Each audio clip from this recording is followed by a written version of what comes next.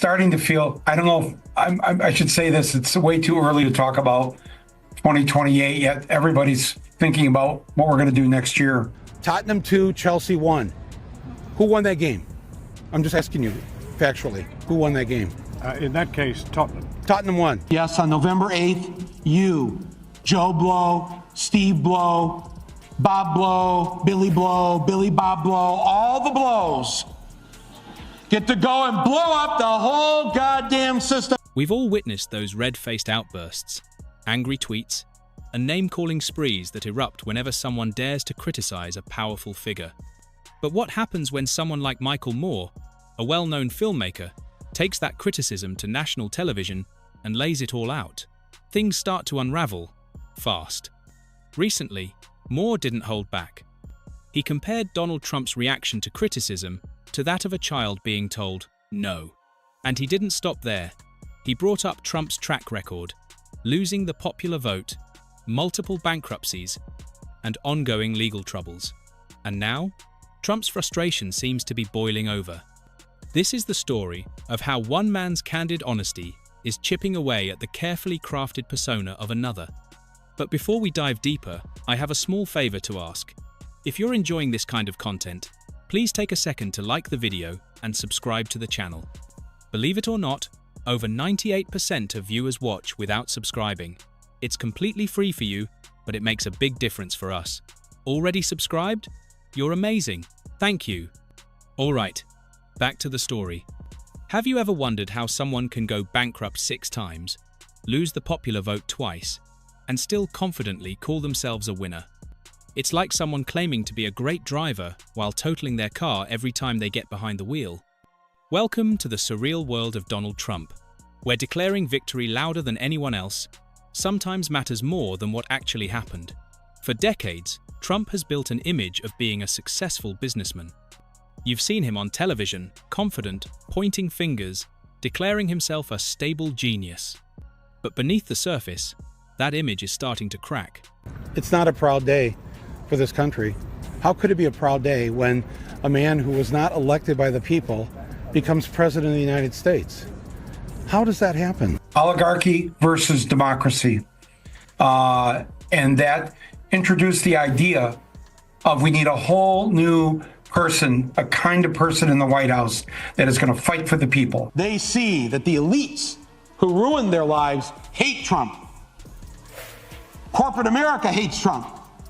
Wall Street hates Trump. The career politicians hate. Trump's face practically turned orange with rage when Michael Moore shattered his long-held delusions live on national television.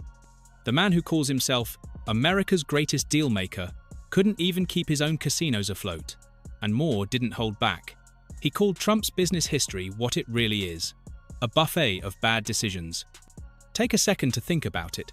Casinos are the one business where people willingly hand over their money, and the house always wins. Except, of course, when Trump is the house. But it doesn't stop with failed casinos. Let's not forget Trump University. Yes, the one that ended with a $25 million fraud settlement. It claimed to teach students the art of the deal, but ended up offering crash courses in how to get sued 101. Honestly, they should have let Trump teach bankruptcy basics. He'd have had first-hand experience. And then, there were the stakes. Trump had the one product nearly all Americans love: red meat. And somehow, he still managed to blow it. Moore quipped that failing to sell steaks in America is like opening an oxygen shop and watching people hold their breath instead of buying. Ouch. Nothing quite says business genius like shuttered casinos, a fraudulent university, and a steak brand that disappeared faster than Trump's tax returns.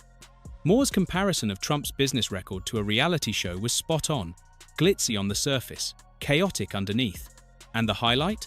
His remark that Trump's inability to sell steaks in the US is like opening a pizza joint in New York and going out of business. That's not just a fail, it's a fail with extra toppings. Americans eat enough meat to circle the globe several times over, yet Trump still struck out. As Moore put it, Trump might be better at playing a businessman than actually being one. A performance artist with a flair for saying the right things, but whose products go extinct faster than the dodo. And to think about that we have somebody like Alexandria Ocasio-Cortez to be the voice of, we have two full generations now of millennials and Gen Zers. The fact that twice in 16 years that the candidate who lost gets to walk into that house down the street, this has to change. I will not tolerate this happening one more time in my lifetime. And on November 8th, Election Day, although they've lost their jobs, although they've been foreclosed on by the bank, next came the divorce, and now the wife and kids are gone, the car's been repoed. Beneath all the gold-plated glitz and catchphrases lies a man who somehow couldn't keep a casino afloat in a country where gambling is practically a national pastime.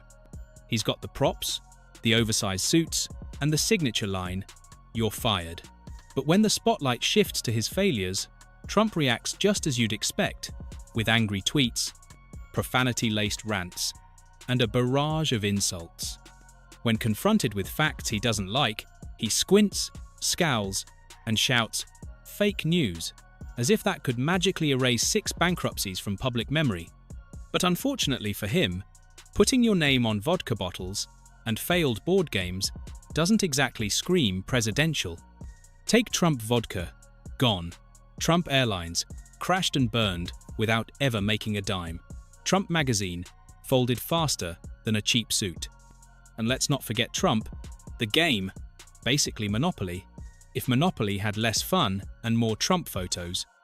Michael Moore's takedown worked so well because it shined a bright light on the massive gap between Trump's self-proclaimed brilliance and his actual business record. The truth? If he had simply taken the millions he inherited from his father and put them into an index fund, he could have lived on a beach for 40 years and ended up with more money and probably fewer lawsuits. But instead, Trump kept swinging and missing, always finding someone else to blame when things went south. He loves to portray himself as tough, but nothing rattles him faster than a comedy sketch on late-night television.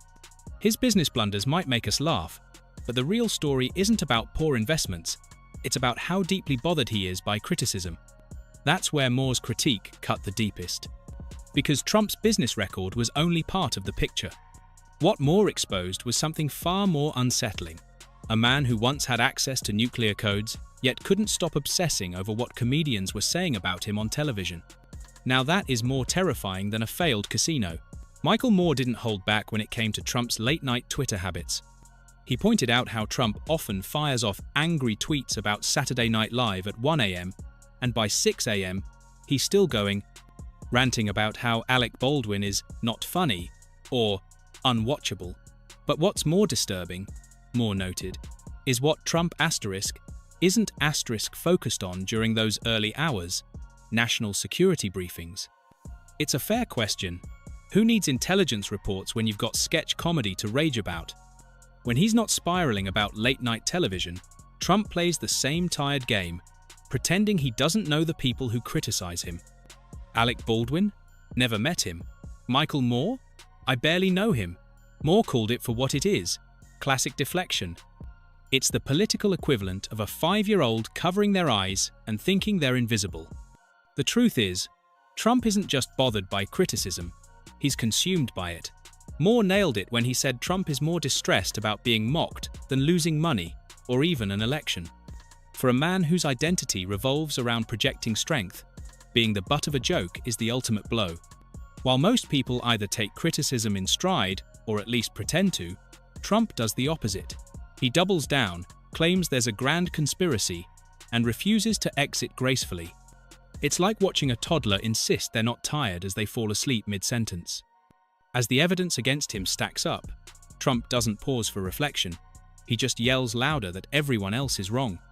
Moore highlighted how Trump's social media habits reveal a lot about his fragile ego. While past presidents might start their mornings studying global affairs, Trump spent his tweeting angrily about comedy skits. Imagine being so thin-skinned that you lose sleep just to defend yourself against jokes. If it weren't so dangerous, it would almost be tragic. And Moore didn't let up when it came to Trump's post-presidency behavior either. He pointed out the delusion Trump seems to carry, that the more America moves on, the more he believes it's secretly begging for his return. It's like that one friend who mistakes your yawns for signs of deep interest and doesn't realize they've long overstayed their welcome. In the end, Moore summed it up perfectly. Trump's persona, once marketed as bold, brash, and dominant, is now coming off as tired, desperate, and increasingly irrelevant. Instead of signing up for Make America Great Again, Michael Moore noted, many Trump supporters were actually signing up for Make My Bank Account Great Again. Drawing a sharp parallel between Brexit voters in the UK and Trump's base, Moore pointed out a shared moment of regret, the morning after realization of, wait, what did we just do? Moore believes many MAGA loyalists are now waking up to that same unsettling feeling. The grand promises, restoring industrial jobs, building a wall Mexico would supposedly pay for, replacing Obamacare with something amazing, have all evaporated like dollar store cologne. And this isn't just Moore's personal take, the numbers tell the story. Trump's support base is shrinking. With 91 criminal charges looming over him, polling data suggests that even once devoted fans are starting to question the narrative. The same people who used to shout, "Fake news!" at every critique are now quietly admitting that maybe, just maybe, a former president facing nearly 100 indictments isn't normal. Interviews with disillusioned Trump voters reveal something even more damning, a shared sense of betrayal. They bought into the promises, the bluster, the big talk, only to realize they were funding a lifestyle they'd never be invited into. Moore likened Trump's movement to a one-way loyalty program where only the top guy gets the rewards. Even his rallies tell the story. Trump still brags about his audience size, but the crowds are thinning. The magic is fading. Once treated like royalty by conservative media, Trump now finds himself fielding uncomfortable questions instead of softball praise. As Moore put it, everyone's starting to experience the awkward emperor's new clothes moment. The illusion is cracking, and when your entire brand is built on the appearance of success and dominance, there's nothing scarier than people seeing behind the curtain. Trump's political future is looking increasingly uncertain. It's hard to keep playing the outsider card when you've already held the highest office in the land. And it's even harder to claim you're fighting for the working class while hawking $400 sneakers to people who can barely afford groceries. This is buyer's remorse on a national scale, the political equivalent of convincing someone they need a Ferrari to commute to a minimum wage job. The pitch was slick, the delivery confident, but reality always catches up. Now, former fans aren't just questioning the merchandise, they're questioning everything he promised. The spell is breaking.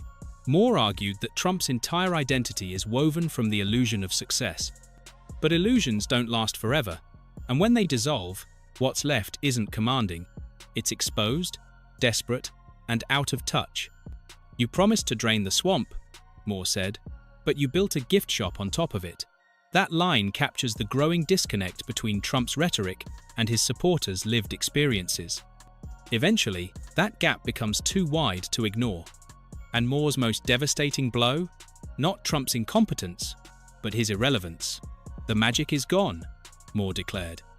Trump is clinging to the past, scrambling to convince people he's still the man they once admired, but the world has moved on.